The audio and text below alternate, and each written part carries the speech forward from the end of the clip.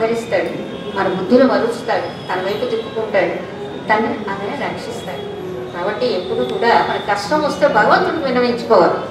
వీళ్ళని వాళ్ళనితో చెప్పుకోవడం కంటే భగవంతుడా నాకు కష్టం వచ్చింది, అయితే ఎందుకు ఇంత కష్టాన్ని ఇచ్చామని అడగకూడదు. నాకు ఆ కష్టాన్ని తెలుపుకున్న శక్తి నీకు స్వామి అని కోరుకోవాలి.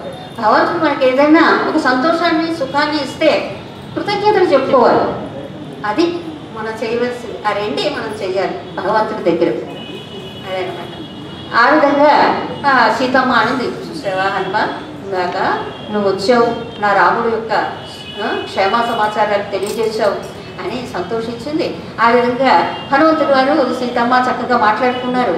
అయితే సీతమ్మ దగ్గరికి వెళ్తూ మాట్లాడదాము సీతమ్మతో అని అనుకునేటప్పటికీ దగ్గరికి వస్తున్నాడని ఆమెకు మళ్ళీ అనుమానం వచ్చేసింది. ఎందుకంటే రాక్షసులు మాయావులు, రావణాసురుడే ఈ రూపంలో వచ్చాడు, అప్పుడు సాధు రూపంలో వచ్చినాను అపహరించుకు వెళ్ళాడు, ఇప్పుడు ఈయన మళ్ళీ ఈ రూపంలో వచ్చాడని ఆమె కొంచెం భయపడిపోయి నువ్వు ఆ రోజు ఆ దండకారణ్యంలో సాధు రూపంలో నన్ను అపహరించుకు వెళ్ళిన రావణాసురుడు అయితే నాకు దుఃఖకారకుడు అవుతావు అని చెప్పి అని, ఒకవేళ నేను అనుమానించినట్టుగా నువ్వు రావణాసురుడు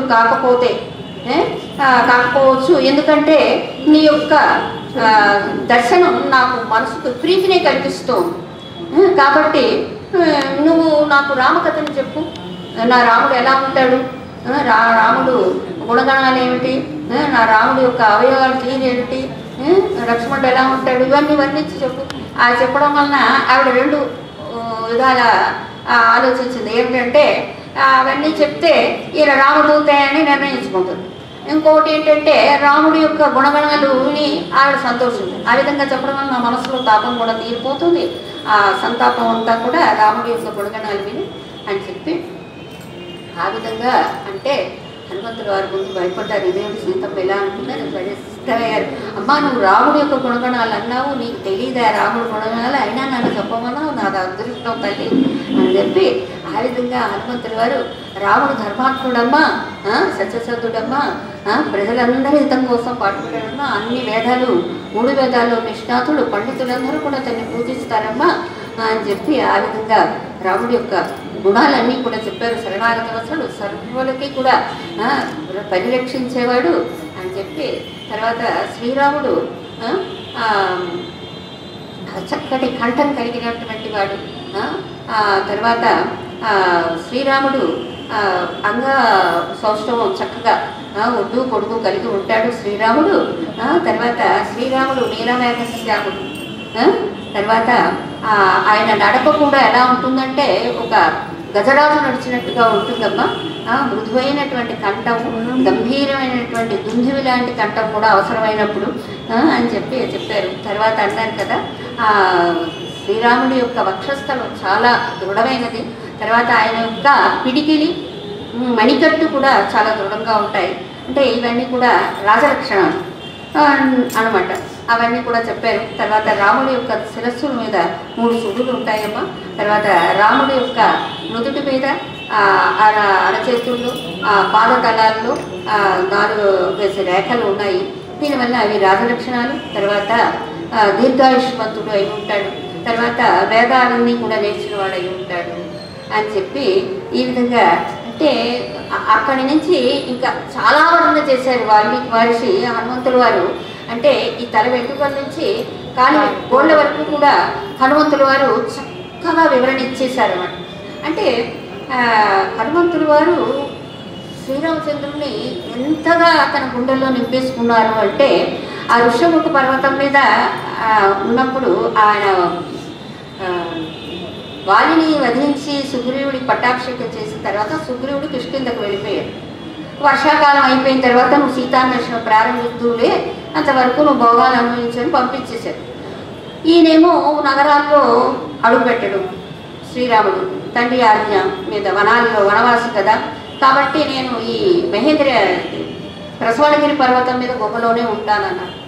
అది కిష్కింధకి దగ్గరే. అంటే హనుమంతుడు వారు రోజు వచ్చి రామదర్శనం చేసుకుంటూ వెళ్తూ ఉంటారు.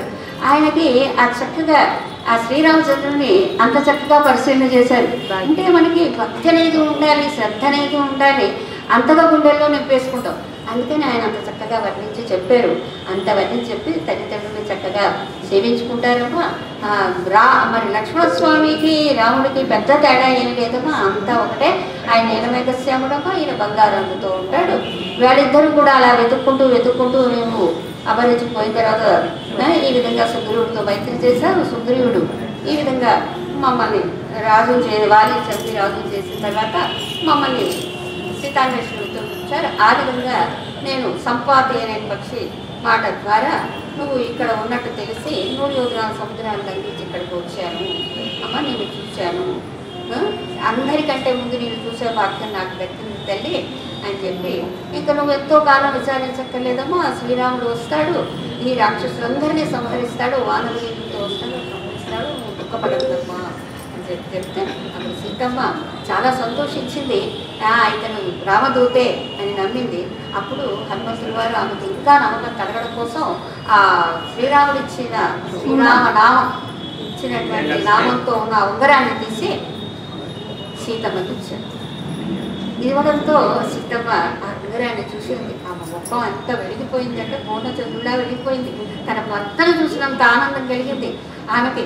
అసలు తన భర్త యొక్క చేతి స్పర్శకు నోచుకున్నటువంటి ఆ ఉంగరం తన చేతికి రాగానే తన భర్తే తను స్పృశించినంత ఆనందం కలిగిపోయింది. ఆమెకు సిగ్గు కూడా వచ్చిందండి. హనుమంతుల వారిని ఎంతో ఆ విధంగా పోయింది. అంటే సీతమ్మ ఆ విధంగా శ్రీరాముడి యొక్క ఉనికి, హనుమంతుల వారి యొక్క ఆ సందేశం, శ్రీరాముడి సందేశాన్ని తీసుకురావడంతో ఆమె అంత ఆనందపడిపోయింది. పడిపోయి హనుమంతుల వారి కొనియాడి నా రాముడు ఎలా ఉన్నాడు, ఎప్పుడు వస్తాడు, ఎలా ఉన్నాడు, తన కార్యాలన్నీ చక్కగా చేసుకుంటాడా, మనం అడుగుతాం కదా దూరంగా ఉన్న వాడిని, నా కొడుకు ఎలా ఉన్నాడు, నా భర్త ఎలా ఉన్నాడు, సమయానికి తింటున్నాడా, సమయానికి నిద్రపోతున్నాడా, ఆ దైవతారాధన చేసుకుంటున్నాడా, నన్ను వెతికించడానికి ఆ ప్రయత్నాలు చేస్తున్నాడా, అన్నీ కూడా అడిగితే అప్పుడు ఆ హనుమంతుల వారు చెప్పారు, అమ్మ అయినా నా రాముడు ఇంకా నన్ను రక్షించడానికి రావట్లేదేంటి, చాలా దేవతల్ని ఎదిరించగలిగినటువంటి పరాక్రమం కలిగిన వాడు, అటువంటి రాముడు నన్ను ఇంకా రక్షించడానికి రావట్లేదు. అమ్మా రాముడు కూడా నీలాగే దుఃఖంతో నువ్వు దూరం అయ్యామని దుఃఖంతో బాధపడుతూ ఉన్నాడు. ఒక ఏనుగు సింహం చేత ఎలా పీడింపబడుతూ ఉంటుందో అలాగా శ్రీరాముడు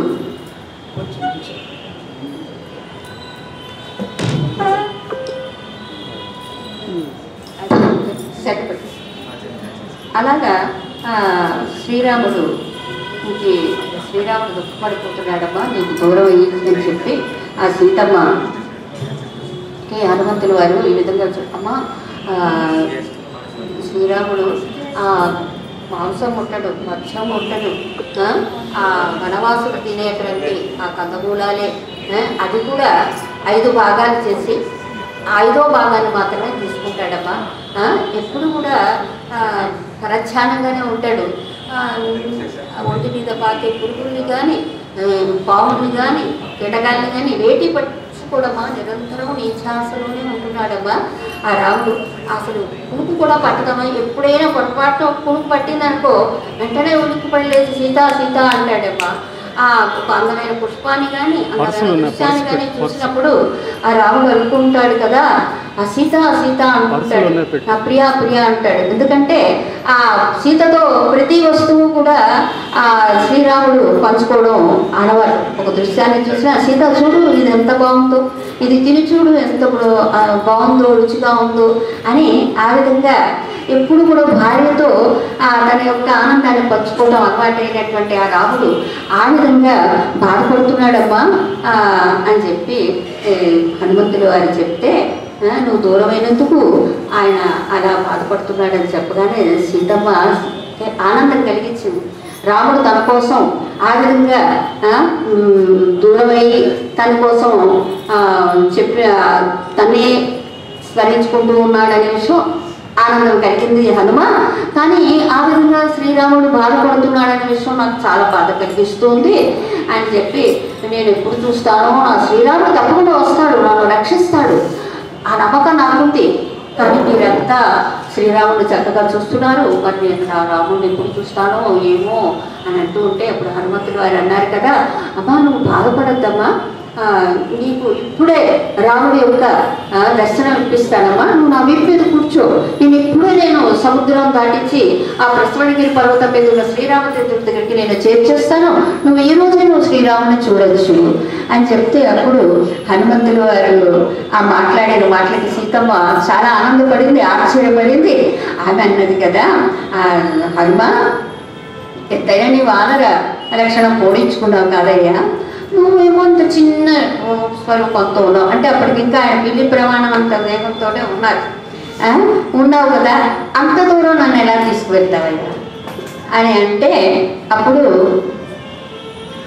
హనుమంతుల వారికి అవమానంగా అనిపించింది. ఓహో, సీతమ్మకి నా యొక్క పరాక్రమం తెలియదు కదా, ఇప్పుడే ఆమెకి నా యొక్క విశ్వరూపం చూపిస్తాను అంటూ ఆయన ఆ సీతమ్మ తాను నిలబడిన చోటు నుంచి కొంచెం ముందుకు ఎగిరి అక్కడ నిలబడి మళ్ళీ ఇంకోసారి ఆయన విశ్వరూపం చూచారు. పర్వత ప్రమాణంత దేహంతో ఆ సీతమ్మకి ఎదురుగా నిలిచారు.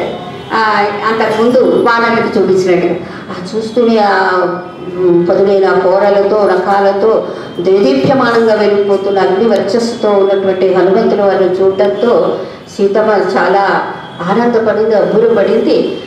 అమ్మా ఇంక ఇప్పుడు ధైర్యం నమ్మకం కలిగిద్దామా, నిన్నే కాదమ్మా ఆ రావణాసురుని కూడా లంకతో సహా మోసుకుని వెళ్ళి రాముడి దగ్గర పడేస్తానమ్మా, నువ్వేం భయపడద్దు, నా వీపు మీద కూర్చోమ్మా అని అంటే అప్పుడు సీతమ్మ అంది కదా, హనుమ నువ్వు వేగంగా నన్ను వీపు మీద ఎక్కించుకొని వెళ్ళేటప్పుడు నీ వేగాన్ని తట్టుకునేటువంటి ధైర్యం నాకు లేదయ్యా, నేను అంత సాహసం చేయలేను. అది కాక నువ్వు నన్ను ఎత్తుకు వెళ్ళిపోయేటప్పుడు ఆ రాక్షసులు చూశారనుకో, వాళ్ళ ఆయుధాలతో వచ్చి నిన్ను అడగిస్తారు, నువ్వు వాడితో యుద్ధం చేస్తావు, నువ్వు రక్షించుకుంటావా, నన్ను కాపాడుతావా, నేను సముద్రంలో పడిపోవచ్చు, ఆ మత్స్యాలను నీసేయచ్చు, లేకపోతే వానరులే తీసుకెళ్ళి నన్ను ఎక్కడో ఆ రాక్షసులే తీసుకెళ్ళి నన్ను ఎక్కడో కనపడిన చోట బంధించేసేయవచ్చు, దీనివల్ల రామకార్యం చెడిపోతుంది. కాబట్టి ఎప్పుడో రాముడు లేని సమయంలో నన్ను వచ్చి ఎత్తుకు వెళ్ళిపోయాడు. అలా నువ్వు రావణాసురుడు లేకుండా నువ్వు నన్ను ఎత్తుకు వెళ్ళిపోతే అది రాముడికి నచ్చదు, ఎందుకంటే రాముడు వీరుడు, నేను వీరపత్నిని, కాబట్టి నువ్వు వెళ్ళి రాముడికి తీసుకురా. అది కాక నేను ప్రతిప్రదని, పరపురుషుణ్ణి, నా ముందులో ప్రాణం ఉండగా పరపురుషుని నా అంతటి తాకను. రావణాసురుడు ఎత్తుకొచ్చాడంటే నేనేం చేయను, అప్పుడు స్లో తప్పిపోయి ఉన్నాను, నన్ను అక్కడ రక్షించేవాళ్ళు లేరు, కాబట్టి వారి శ్వాస తగ్గింది. కాబట్టి ఏది ఏమైనా సరే నువ్వు వెళ్ళి రాముడికి ఈ విషయం అంతా చెప్పి, నేను బాధపడుతున్న విషయం చెప్పి, రాక్షసుడు అంటున్న మాటలు చెప్పి, రావణాసుడు నన్ను ఈ విధంగా బాధిస్తున్న మాటలన్నీ చెప్పి, నా రాముడిని, లక్ష్మణస్వామిని, సుగ్రీవుడు, వానరులందరినీ కూడా ఇక్కడికి తీసుకురా, ఆ విధంగా రావణ సంహారం చేసి ఆ విధంగా రాముడు నన్ను తీసుకువెళ్తాడు, అందువల్ల రాముడికి కీర్తి, నాకు కీర్తి, ఆ విధంగా చేయగలవా, ఈ కార్యాన్ని చేయడానికి నువ్వు మాత్రమే తగిన వాడివి అని చెప్పి అంటే, అమ్మ ఏదైనా అనవాలి అమ్మ శ్రీరాముడికి అంటే ఆవిడ చిత్రకూట పర్వతం మీద జరిగినటువంటి ఒక కథ చెప్తుంది. ఆ చిత్రకూట పర్వతం మీద ఉన్నప్పుడు ఆ వనాల్లో మేము వీరుస్తూ ఉన్నాము, నేను రాముడు కలిసి ఉపవనాలు ఉంటాయి, వాటిలో వీరుస్తూ ఉంటే ఒక కాకి వచ్చిన వక్షస్థలాన్ని మాంసం కోసం కొరకటం మొదలుపెట్టింది. ఆ తర్వాత నేను మట్టి పెట్టెలతో వేశాను, అప్పుడు రాముడు పెద్దగా నవ్వుతూ ఊరుకున్నాడు, ఏదోలే అన్నట్టు. ఆ తర్వాత రాముడు ఒడిలో నేను నిద్రపోయిన తర్వాత కాసేపటికి నిద్ర లేచాను. తర్వాత రాముడు నవ్వుల్లో నిద్రపోయాడు. ఆ సమయంలో మళ్ళీ ఆ కాకి వచ్చింది, వాడు ఇంద్రుడు కొడుకట, శాపవసాన కాకయ్యాడు. వాడేమో మళ్ళీ వచ్చి నా వక్షస్థలాన్ని పడవడం మొదలుపెట్టాడు, రక్తం కారిపోతుంది, రాముడి మీద పడిపోతుంది. అప్పుడు నేను ఇంకా నిద్రలో ఉన్న రాముడిని లేపాను, రాముడు లేచాడు, నా వక్షస్థలం అంతా కూడా రక్తాలతో తెలిసిపోతాం. నిన్ను ఈ పరిస్థితిని గురి చేసిన వాడు ఎవడు, 5 పాముల తన్నులతో ఉన్నటువంటి ఈ పాముని ఎదుర్కోగలవాడు ఎవడు, నన్ను ఈ విధంగా రేకెత్తించిన వాడు ఎవడు అని చెప్పి రాముడు చెప్తూ సీత అంటే ఆ ప్రసిద్ధమైనటువంటి గోడతో చెట్టు మీద ఉన్నటువంటి ఆ కాకిని చూశాడు. వెంటనే శ్రీరాముడు తను కూర్చున్నటువంటి దర్భాసనం నుంచి ఒక దర్భను తీసి బ్రహ్మాస్త్ర మంత్రాలతో దాన్ని పట్టించి ఆ మండుతున్నటువంటి ఆ దర్పని, ఆ మంత్ర, ఆ బ్రహ్మాస్త్రాన్ని ఆ కాకి మీద ప్రయోగించాడు. వెంటనే ఆ కాకి పరుగులు పెట్టింది. దేవలోకం, ఇంద్రలో, అన్ని లోకాలు తిరిగేసింది, బ్రహ్మలోకం అన్నీ కూడా తిరిగేసింది. కైలాసం రామబాణానికి మేము ఎవ్వరూ కూడా ఎదిరించలేము, పోయి రాముడిని శరణాగతి వేడుకో అన్నారు. అప్పుడు ఆ కాకి వచ్చి రాముడిని శరణాగతి వస్తున్నటువంటి ఆ శ్రీరాముడు ఆ కాకి యొక్క ప్రాణాలు కాపాడాడు. కానీ బ్రహ్మాస్త్రంకి నువ్వు ఏదో ఒక అవయవాన్ని బలి చేయాల్సిందే, బ్రహ్మాస్త్రం నిర్వీర్యం కాదు, ఏదో ఒక అవయవం అప్పచెప్పాలి అంటే అప్పుడు ఆ కాకి కుడికన్నులు చేయమని అప్పటి నుంచి కాకులు ఒక్క నుదురు చూస్తాయని చెప్పి అంటూ ఉంటారు. అందుకన్నట్టు ఆ కాకిని ఆ కుడికన్నులు పోగొట్టుకుని రాముడికి నమస్కారం చేసి వెళ్ళిపోయింది. ఈ విధంగా శ్రీరామ ఆ కాకి మీద నన్ను ఆ విధంగా నన్ను బాధించిన ఆ కాకి మీదనే బ్రహ్మాస్త్రం ప్రయోగించావే, ఈ రావణాసురుడు నన్ను ఎత్తుకొచ్చి ఈ విధంగా బాధలు పెడుతున్నాడే, నువ్వు నన్ను రక్షించడానికి రావటం లేదేంటి, ఎప్పుడు వస్తావు, నన్ను రక్షిస్తావు, నీ భార్య నేను ఈ రాక్షసుల వద్ద ఈ విధంగా చింతిస్తున్నాను, ఎప్పుడు వస్తావు, ఎప్పుడు నన్ను రక్షిస్తావు అని చెప్పి నా రాముడికి చెప్పు, ఇక్కడ జరిగినవన్నీ చెప్పు నువ్వు. నా రాముడిలో ఇవన్నీ విన్న తర్వాత నా రాముడికి నా మీద నన్ను రక్షించాలి అనేటువంటి ఆ రావణాసురుడి మీద ఉక్రోషం పెరగాలి, నన్ను రక్షించాలి అనేటువంటి దీనితో ఆయన ఆ పట్టుదలతో బయలుదేరి వస్తాడు. నువ్వే ఈ కార్యాన్ని సఫలం చేయగలవు హనుమా అని చెప్పి ఆవిడ పదే హనుమంతుల వారిని ఆ విధంగా విన్నవించుకుంది. తర్వాత తప్పకుండా అమ్మా రాముడు వస్తాడమ్మా, నువ్వేం బాధపడద్దమ్మా, నీలాగే రాముడు బాధపడుతున్నాడు, రాముడు తప్పకుండా పూర్ణచంద్రులాగా ఉన్నటువంటి రాముడిని నువ్వు త్వరలో చూస్తావు తల్లి, నేను ఒట్టేసి చెప్తున్నాను, మేము తినేటువంటి కందమూల ఫలాల మీద ఒట్టేసి చెప్తున్నానమ్మా, గంధర్గిరి మీద, వింధ్యాచలం మీద, కృష్ణుడిగిరి మీద, అన్నిటి మీద పర్వతాల మీద ఒట్టేసి మేము తినే కందమూల ఫలాల మీద ఒట్టేసి చెప్తున్నాను రాముడు తప్పకుండా. అంటే హనుమంతుల వారు దుఃఖంలో ఉన్నటువంటి సీతాదేవిని విధాల ఆమెని ఆ విధంగా ఊరడించే ప్రయత్నమే. ఆ విధంగా ఆయన ఆమెను ఊరడిస్తున్నారు. ఊరడిస్తూ తప్పకుండా వస్తాడమ్మా, ఒట్టేసి చెప్తున్నాను అని చెప్తే ఆ తల్లి చాలా శాంతిస్తుంది. అమ్మ నేను ఇది తిరిగి వెళ్తానమ్మా, ఏదైనా రాముడిగా నీ సందేశాన్ని ఇవ్వు అంటే, ఆనవాళ్ళకి ఇవ్వమ్మా అంటే అప్పుడు ఆవిడ తన యొక్క కొంగు ముడుగు విప్పి అందులో ఉన్న చూడామణిని భద్రంగా దాచుకుంది. ఆ చూడామణిని విప్పి ఆ చూడామణిని తీసి హనుమంతుల వారి చేతిలో పెడుతూ, దీన్ని చూస్తే మా తండ్రి జనకుల వారు, మా మామగారు అందరూ గుర్తొస్తారు అని చెప్పి ఆ చూడామణి ఇస్తే ఆమె ఇచ్చినటువంటి ఆ చూడామణి చేతిలో పట్టుకోగానే అంతవరకు కూడా హనుమంతుల వారు సీతమ్మ కనిపించలేదు అనేటువంటి ఒక ఆరాటం, కనిపించిన తర్వాత ఈమెతో ఎలా మాట్లాడాలని ఆరాటం, ఇవన్నీ కూడా చాలా ఒక పర్వతం ప్రళయకాలంలో ఎలా ఊగిపోతుందో అలా ఊగిసలాటికి లోనైపోయినటువంటి ఆయన ఎప్పుడైతే ఆ పతివ్రతమ్మ తల్లి శిరస్సును ధరించినటువంటి ఆ పవిత్రమైనటువంటి చూడామణి ఆయన చేతికి రాగానే మనస్సు శాంతి ఇచ్చేసిందంట. ఆయన మనశ్శాంతి పొంది అప్పుడు ఆ తల్లికి ప్రదక్షిణ పూర్వకంగా నమస్కారం చేసుకున్నారు. మళ్ళీ సీతమ్మ అన్నారు కదా, ఇది నేను ఎంతో భద్రంగా దాచుకుంటూ వచ్చాను హనుమ, దీన్ని రాముడికి సమర్పించు, నువ్వు ఎలాగైనా సరే నా రాముడు వచ్చి నన్ను ఈ చెర నుంచి విడిపించేట్టుగా చెప్పు, నా లక్ష్మణ సందేశం ఇవ్వమ్మా అందరికీ అంటే రాముడిని నా నమస్కారాన్ని చెప్పు, అలాగే నా మరిది లక్ష్మణస్వామి పెద్దల్ని గౌరవించేవాడు ఆయన, మమ్మల్ని రాముడే తండ్రిగా నేనే తల్లిగా భావించుకొని మాకు సేవ చేసుకున్నాడు, అటువంటి వాడు లక్ష్మణస్వామి, అతను మా వెంట ఉండటం వల్ల మాకు మా తల్లిదండ్రులు లేని లోటు, మా మామగారు మా అత్తగారు మా వెంట లేని లోటు తెలీదు. మా మామగారు గతించిన తర్వాత ఆ బాధ కూడా లక్ష్మణస్వామిని చూసిన తర్వాత మా భర్తకి ఆ దిగులు కూడా లేదు, నిరంతరము కూడా ఆ రాముడిని సేవించుకుంటాడు. అసలు రాముడికి ఒకంత నాకంటే ఆ లక్ష్మణుడిని ఎక్కువ మక్కువేమో అన్నట్టుగా చెప్పింది సీతమ్మ. అలా చెప్పి తర్వాత సరే సీతమ్మ వారు వెళ్తానమ్మా అంటే అప్పుడు ఆమె అన్నారు కదా, హనుమ అప్పుడే వెళ్ళిపోతావా, ఇంకొక రోజు ఎక్కడో ఒక చోట చోట ఈ రాత్రి గడపచ్చు కదా, నువ్వు వెళ్ళిపోతావంటే నాకు దిగులుగా ఉంది. నువ్వు వచ్చావు, రామకథను వినిపిస్తున్నావు, నాకున్న దుఃఖం అంతా కూడా ఆ విధంగా ఇంతకుముందు దుఃఖాన్ని మర్చిపోతున్నాను. నువ్వు వచ్చిన ఆ రామకథను విన్న తర్వాత నా మనసు కొంచెం శాంతి పడింది. ఇప్పుడు నువ్వు వెళ్ళిపోయావనుకో, నాకున్న దుఃఖమే కాకుండా నువ్వు వెళ్ళిపోయిన దుఃఖం కూడా తోడైపోతుంది, రెండింతలైపోతుంది అయ్యా. మళ్ళీ నువ్వు తిరిగి వచ్చే వరకు కూడా నేను బతుకుంటానో లేదో అని చెప్పి మళ్ళీ ఇంకో మాట అంటుంది. నువ్వు రాముడికి సుగ్రీవుడు, కోట్ల కొద్ది వానరులు అండ ఉంది, వాళ్ళందరూ వస్తారు, రావణాసురుడు సంహారం చేస్తారంటున్నావు, బాగానే ఉందయ్యా. నువ్వైతే వాయుపుత్రుడివి, సముద్రం చక్కగా లంఘించి వచ్చేసావు.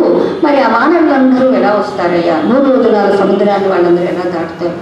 మరి మా రాముడు లక్ష్మణుడు ఎలా వస్తారు అని నాకు ఈ విషయంలో చాలా సందేహంగా ఉంది. నువ్వు ఈ సమస్యను పరిష్కరించాలి, ఏం ఉపాయం ఆలోచించాలి, కార్యం చక్కగా సమకూడేటట్టుగా చెయ్యి అని చెప్పి అంటే అప్పుడు హనుమంతులు వారు అన్నారు కదా, అంటే దుఃఖంలో ఉన్నవాడిని ఎలా ఓదార్చాలో హనుమంతుల వారి నుంచి నేర్చుకోవాలి. ఆ అమ్మ ఆ సుగ్రీవుడి దగ్గర కోట్ల కొద్ది వానరులు ఉన్నారమ్మా, వాళ్ళందరూ సిద్ధంగా ఉన్నారు, వాళ్ళు పర్వత ప్రమాణ దేహాలతో ఉన్నారమ్మా, వాళ్ళు ఎన్నోసార్లు భూమిని చుట్టూ వచ్చారమ్మా. నాకంటే బలవంతులు ఉన్నారు, నాతో సమానమైన వాళ్ళు ఉన్నారు, నాకంటే అల్పులు ఎవరు లేరమ్మా. అనుకుంటే నేనే వచ్చేసాను కదమ్మా నీ దగ్గరికి, ఇంకా వాళ్ళు ఎంతసేపట్లో వస్తారు? ఒక దూకలో దూకొచ్చేస్తారమ్మా ఈ సముద్రాన్ని. మరి రామలక్ష్మణులు అంటారా, సూర్యచంద్రులు లాంటి వాళ్ళిద్దరిని కూడా నా భుజాల మీద కూర్చోబెట్టుకొని ఈ లంకకు తీసుకొచ్చేస్తాను. నువ్వు త్వరలోనే ఈ లంకానగర పర్వత శిఖరాల మీద ఆ పర్వత ప్రమాణమైనటువంటి ఆ వానరుల యొక్క గర్జన వింటావు తల్లి. ఆ సీతారాముల యొక్క రామ లక్ష్మణుల యొక్క దర్శనం కూడా నీకు కలుగుతుంది తల్లి అని చెప్పి ఆ విధంగా వర్ణించారు. అంటే అక్కడ అందరిలోకి బలవంతుడు, శక్తివంతుడు అని ఈయన వచ్చాడు. నువ్వే వెళ్ళాలి, నువ్వు ఈ కార్యం సంబంధించాలని వానరులందరూ పంపించారు జాంబవంతుడు. మరి ఆయన అంటే సీతమ్మ తన తక్కువ వాళ్ళని చెప్పకూడదు, బలవంతులే ఉన్నారు, నిజంగానే బలవంతులే ఉన్నారు, అక్కడ అబద్ధమేం చెప్పలేదు. అంటే ఊరడింపులో అలా చెప్పాలి, వస్తారమ్మా వాళ్ళందరూ వస్తారు, నాకంటే బలవంతులమ్మా, అల్పుడు నేను వచ్చేసాను కదమ్మా, ఏముంది వాళ్ళు వచ్చేస్తారమ్మా అలా చెప్పి ఆమెకు ధైర్యం కలిగించారన్నమాట. అంటే మనం కూడా ఎవరైనా కష్టాల్లో ఉన్నప్పుడు ఓదార్చినప్పుడు అటువంటి ఓదార్పు మాటలు, వాళ్ళ మనస్సుకి ధైర్యం చెప్పేట్టు మాటలు మనం ఈ విధంగా హనుమంతులు వారు అంటే తనని తాను తక్కువ చేసుకుని కూడా ఆయన ఓదార్చడం అనేది చేశాడు. అంటే అంత రామభక్తి, అంత రామదాసులు ఆయన. అందుకే ఆయన రామాలయాలు ఊరికి 1 ఉండొచ్చు, 2 ఉండొచ్చు, 3 ఉండొచ్చు, కానీ హనుమంతు ఆలయాలు వాడవాడలో ఉంటాయి, వీధి వీధిలో ఆలయాలు ఉంటాయి. అంటే రామనామం అంత గొప్పది, రామభక్తులు అంత గొప్పవాడు అది అన్నమాట. ఆ విధంగా ఆయన సీతమ్మను ఓదార్చారు.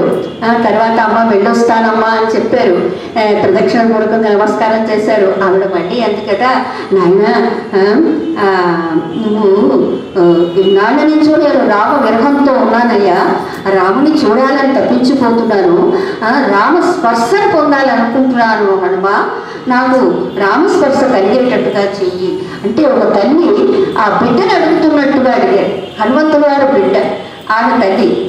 అలా నేను రామ స్పర్శ పొందాలనుకుంటున్నాను అంటే వస్తాడు రాముడు నిన్ను రక్షిస్తాడు కాదు మాటలు, నేను రాముడి యొక్క ఆ బాహుబంధాల్లో రక్షణలో నేను ఒదిగిపోవాలి, అదే నాకు రక్షణ అని ఆమె అంత విస్ఫుటంగా చెప్పిందనమాట. చెప్పిన తర్వాత అందరికీ కూడా నమస్కారాలు అడిగానని చెప్పు అని మళ్ళీ మళ్ళీ ఆవిడ తప్పకుండా కార్యం జరిగేటట్టుగా నువ్వు నడుము పట్టుకో, నీ వల్ల ఈ కార్యం అవుతుంది, తప్పకుండా కార్యం నడవచ్చగా వెళ్ళే వరకు కూడా ఆమె హనుమంతుడు గారు చెప్తే అలాగే నమ్మా తప్పకుండా అని చెప్పారు. ఆ విధంగా ఇంకా అక్కడి నుంచి సీతమ్మ దగ్గర సెలవు తీసుకుని ఆయన ఇతనికి వచ్చేసారు. మన పెద్ద శరీరం పెంచుకున్నారు, తిరిగి వెళ్దామని. కానీ ఆయన అనుకున్నారు కదా సీతమ్మని చూడటం అనే ఒక కార్యం అయిపోయింది, అయితే రావణాసురుడు కూడా చూడాలి, ఈ రాక్షస బలాలు ఎంత ఉన్నాయో వీళ్ళ బలం ఎంతో కూడా తెలుసుకోవాలి, రావణాసుడికి హితవు చెప్పాలి అనే ఉద్దేశంతో ఆయన రావణాసుడు కోపం తెప్పిస్తే కదా వాళ్ళ సైన్యాన్ని పంపిస్తాడు. అందుకే రావణాసుడు కోపం తెప్పించాలంటే ఈ అశోకవనం అంటే ఆయనకి చాలా ప్రియం, కాబట్టి ఈ వనాన్నంతా ధ్వంసం చేసేస్తాను అని అనుకున్నది ఆలస్యం. సీతమ్మ కూర్చున్న ప్రదేశం తప్పితే మిగతా వనమంతా కూడా పాడు చేస్తారు, వృక్షాలు పెకిలిచ్చేశారు, ఆ సరోవరాలంతన్నీ కూడా చిందరవందర చేసేస్తారు, అక్కడ ఉన్నటువంటి విలాస మందిరాలన్నీ భగ్నం చేశారు. క్షణాల్లో ఆ అశోకవనం అంతా కూడా నేలపాలైపోయింది. ఈ విషయాన్ని వెళ్ళి ఆ రాక్షస స్త్రీలు వెళ్ళి రావణాసుడికి చెప్పేశారు, నీకెంతో ప్రియమైన సీతమ్మతో ఆ వానరుడు పెద్ద వీరుడు వచ్చాడు, వానరుడు మాట్లాడాడు, అంతకంటే నీకు రావణాసుడు అనుమతి లేకుండా మగపురుగు కూడా ఆ వనాల్లో ప్రవేశించుకోడు, అందుకని రావణాసుడు కోపం కలిగేటట్టుగా ఇంకొంచెం మాట్లాడుకున్నాడు. తర్వాత నీకు ఎంతో ప్రియమైన వనాన్నంతా సర్వనాశనం చేసి పడేశాడు, నువ్వేం శిక్ష వేస్తావు, నీ ఇష్టం అని చెప్తే అప్పుడు రావణాసుడు కోపం వచ్చేసింది. వెంటనే రాక్షసులందరినీ పంపించి ఆ విధంగా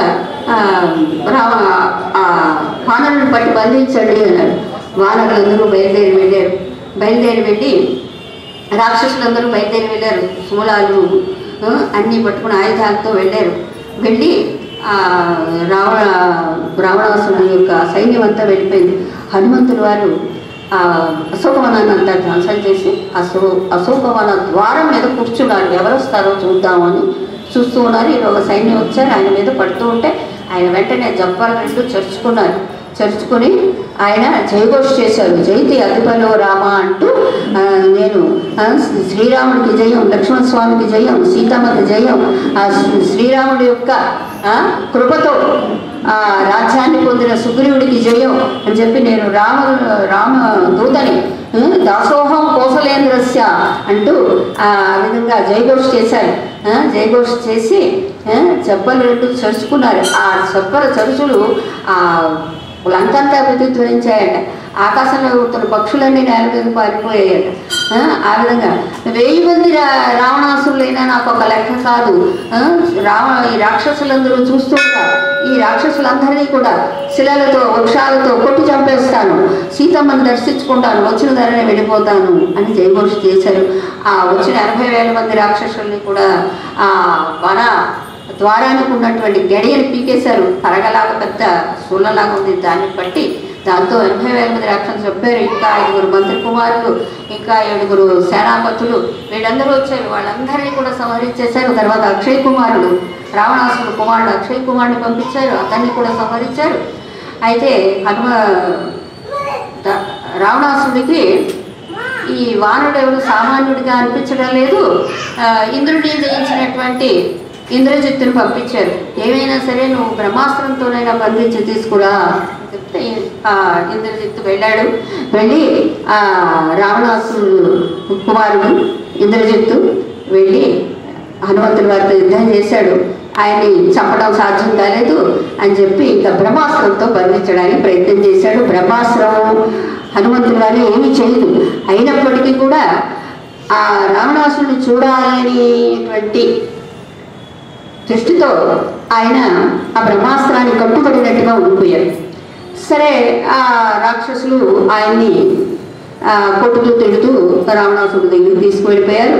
రావణాసుడి సభలో తీరు ఉన్నాడు, తెల్లతో కూర్చుని ఉన్నాడు, మంత్రులతో చూశారు. హనుమంతుల వారు కోపం వచ్చింది, ఈ రావణాసురుడే కదా సీతమ్మని ఎందుకు వచ్చాడని కోపం వచ్చింది. రావణాసుడికి కూడా కోపం వచ్చింది, ఈ వానరుడే కదా నా లంకనంతా ధ్వంసం చేశాడు అని చెప్పి రాక్షసులందరినీ సంహరించాడని వెంటనే తన యొక్క మంత్రులతో అన్నాడు, అడగండి ఈ వానరుడు ఎందుకు వచ్చాడు, ఏమిటి ఈ లంకనంతా కూడా ధ్వంసం ఎందుకు చేశాడు, అశోకవనాన్ని ధ్వంసం చేశాడు, రాక్షసులు ఎందుకు చంపాడు, సరే ఎవరు చూస్తాయి ఏంటంటే అప్పుడు ఆ మంత్రుడు ముఖ్యుడైనటువంటి ప్రహస్తుడు అనేవాడు అడిగాడు, వానరా నీకేం భయం లేదు, నిజం చెప్పు, నేను వదిలేస్తాం, అబద్ధం చెప్పేవా నేను చంపేస్తాం, నువ్వు ఎవరి దూతగా వచ్చావు, ఏమిటి చెప్పు, ఎందుకు వచ్చావు అని అడిగితే అప్పుడు అన్నారు కదా హనుమంతుడి వారు, నేను రామదూతని, సీతాన్వేషణ నిమిత్తం ఇక్కడికి వచ్చాను, రాముడు యొక్క పంటుని రాముడి దాసుని, నేను ఇక్కడ అశోకవనంలో సీతమ్మని చూశాను అని చెప్పి ఆయన డైరెక్ట్గా రావణాసుడితో మాట్లాడుతున్నారు. ఓ రావణ, నీకు వాలి తెలుసు కదా, ఆ వాలిని మా శ్రీరామచంద్రుడు ఒకే ఒక్క బాణంతో నేల కూర్చేశాడు. 14,000 మంది రాక్షసుల్ని, కరుడు దూషణులందరినీ నువ్వు అరణ్యంలో పెట్టావు కదా, దండకారణ్యంలో, వాళ్ళందరినీ కూడా శ్రీరాముడు ఒక్కడే సంహరించేశాడు. అటువంటి రాముడితో నువ్వు విరోధం పెట్టుకున్నావు. రాముడితో విరోధం పెట్టుకున్న వాళ్ళకి సుఖం సున్నా. కాబట్టి నువ్వు మంచి మాట చెప్తున్నాను, విను, నీ క్షేమం కూడా చెప్తున్నాను. సీతమ్మని శ్రీరాముడికి అప్పగించేసేయి. నువ్వు నీ లంక బాగుంటారు, లేదంటావా నువ్వు నీ లంక నాశనం అయిపోతారు. నువ్వు ఎత్తుకొచ్చావే ఆ సీతాదేవి ఎవరో కాదు, నీ అంతట నువ్వు ఆ కాలసర్పాన్ని నీ అంతట నువ్వు తెచ్చి మెడలో వేసుకున్నావు ఆ సీతమ్మ. అటువంటిది నీ చావు నువ్వే కోరుకున్నావు అని చెప్పి ఆ విధంగా రావణాసుడికి హితవు చెప్పారు. చెప్తే కోపం వచ్చింది రావణాసుడికి. ఈ దూతను వధించండి అన్నారు. వధించమనగానే ఇందులో విభీషణుడు ధర్మాత్ముడు, రావణాసుడు తమ్ముడు, వెంటనే నీచి నిలబడ్డారు. అన్న దూతను చంపకూడదు, ధర్మం కాదు, కావాలంటే ఇతనికి దూతకి ఏదైనా కూడా శిక్ష వేసి పంపించవచ్చు. ఏదో ఒక అవయవ లోపం చేయడము, కొరడా దగ్గరము కొట్టడము, గుండు బిగించడము, అటువంటివి ఏమైనా చేయొచ్చు, కానీ దూతను చంపకూడదు. పైగా నువ్వు ఈ దూతను చంపేవరకు ఇంత దూరం వచ్చేవాడు ఎవరు ఉండరు. ఇప్పుడు ఈ దూతను వదిలేస్తే వెళ్ళి రాముడికి చెబుతాడు. ఆ రాముడు యుద్ధానికి వస్తాడు. వస్తే నీ దగ్గర చాలా యుద్ధ ఉత్సాహం ఉన్నవాళ్ళు, పరాక్రమవంతులు సైన్యం ఉంది కదా, వాళ్ళందరూ కూడా రేపు రాముడితో యుద్ధం చేస్తారు. ఆ రాముడిని బంధిస్తారు. నువ్వు ఆ విధంగా రాముడిని సంహరించవచ్చు, నువ్వు విజయం పొందుతావు. ఇటువంటి యుద్ధావకాశాలు నువ్వు ఎందుకు పోగొట్టుకుంటావు అని చెప్పి విభీషణుడు చాలా తెలివిగా చెప్పాడు. అంటే అలా చెప్తే రావణాసుడు వింటాడు కదా అని చెప్పాడు. అంతేగాని రాముడితో విరోధం, ఆ శత్రువు అనేది విభీషణుడికి ఇది కాదు, ఇచ్చ కాదు. అలా చెప్తే వింటాడు. ఎందుకంటే రావణాసుడు చేతిలో హనుమంతుల వారిని రక్షించాలి, లేకపోతే అందరి ప్రాణాలు ఆయన మీద ఆధారపడి ఉన్నాయి. కాబట్టి ఆ విధంగా విభీషణుడు ధర్మాత్ముడు చెప్పాడు. సరే రావణాసుడు కూడా నచ్చింది. సరే అయితే ఈ దూత వానరులకి తోకంటే చాలా మక్కువ కదా, కాబట్టి ఈ తోకకి నిప్పు పెట్టండి, నిప్పు పెట్టి లంకంతా తిప్పండి, తర్వాత కాలిన తోకతో వెళ్తాడు, మన ప్రతాపం అంతా చెప్తాడు అని చెప్పి ఆ విధంగా రావణాసుడు గర్భించాడు. ఆ గర్భాన్నంతా అందించడానికి త్వరలో హనుమంతుల వారు సిద్ధంగా ఉన్నారు. అయితే ఆ వానరుల రాక్షసులందరూ కూడా హనుమంతుల వారి యొక్క తోకకి గుడ్డను చుట్టి నిప్పు పెట్టేశారు. నిప్పు పెట్టేసి ఆయన చెప్పాడు, రావణాసుడు ఈ నిప్పు పెట్టి నగరం అంతా తిప్పండి అని చెప్పాడు. అందుకని వాళ్ళు ఆ తోకకి నిప్పు పెట్టేసి ఆ నగరం అంతా తిప్పటానికి కొడుతూ పట్టించేసి తాళతో కట్టేసి. అంటే హనుమంతులు వారు అనుకున్నారు, నా రాముడు కార్యం కోసం నేను ఏదైనా వరుస్తాను నా రాముడి కోసం. అయితే రాత్రి చీకట్లో నేను లంకనంతా సరిగ్గా చూడలేదు, ఇప్పుడు వీళ్ళే చూపిస్తానంటున్నారు కదా, ఈ రహస్య స్థావరాలు, ఆయుధాగారాలు ఇవన్నీ కూడా నేనే చక్కగా ఈ పగటి కూడా చక్కగా చూడొచ్చు. అంటే ఒక కష్టం వచ్చినా కూడా ఆ కష్టంలో ఏం లాభం ఉందో అనేది మనం చూసుకోవాలి, అది కూడా గ్రహించుకోవాలి. హనుమంతుల వారి దగ్గర నేర్చుకోవాల్సిన విషయం అది కూడా ఉంది. అలా ఆయన